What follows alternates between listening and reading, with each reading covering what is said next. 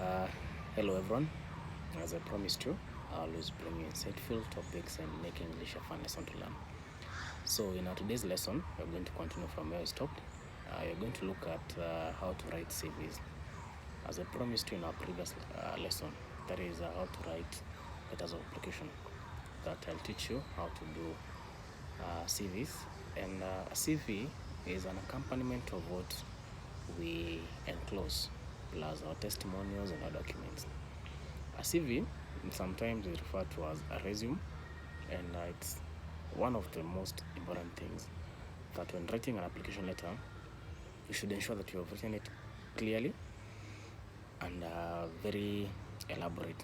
So a CV basically is divided into different sections, and I'm going to take you through the sections. Number one, the first section is the heading.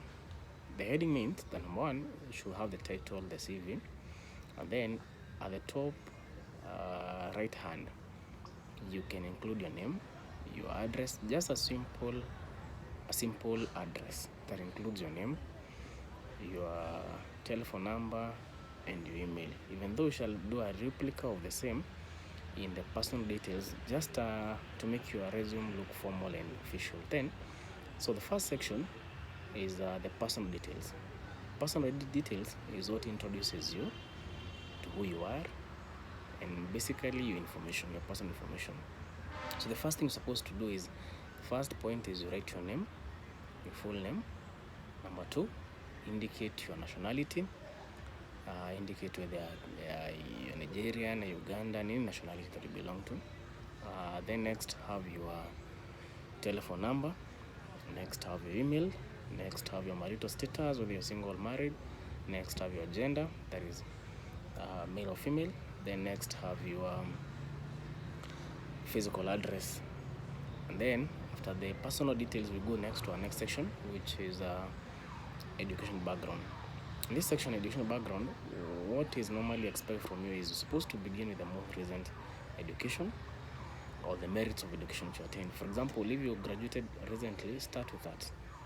Indicate the year you began and when you finished.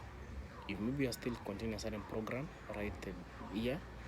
Maybe, for example, you began your master's in this year 2022, right? 2022, up to date. You're still continuing with your master's or your degree. Then number two, go to the second education merits. This may be your diploma, your KCP, your KCSE, examples, etc.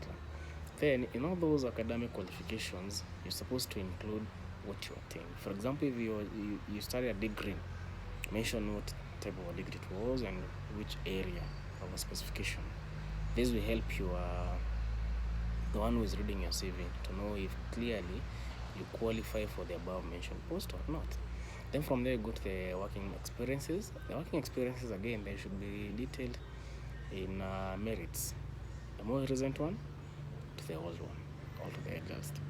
Again, if you're still working in a certain position, just say from this date or from this year up to date, you still work in the same organization.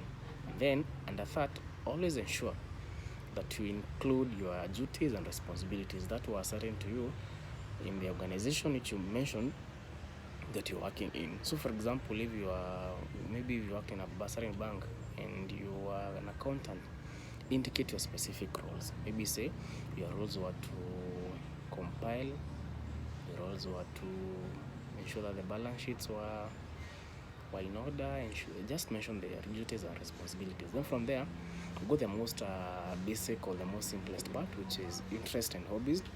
At this point, what I'll encourage you is to always check the description of the job and try to match a hobby or an interest that matches to the job.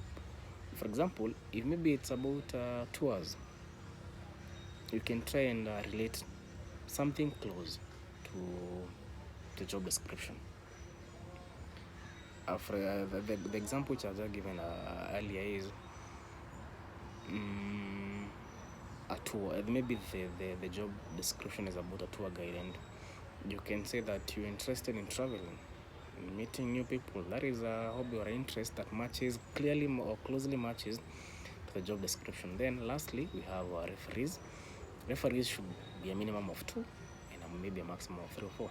The referees should be people who you know if they are contacted, they'll give testimony of who you are and how much you maybe worked for them and how much maybe they know you.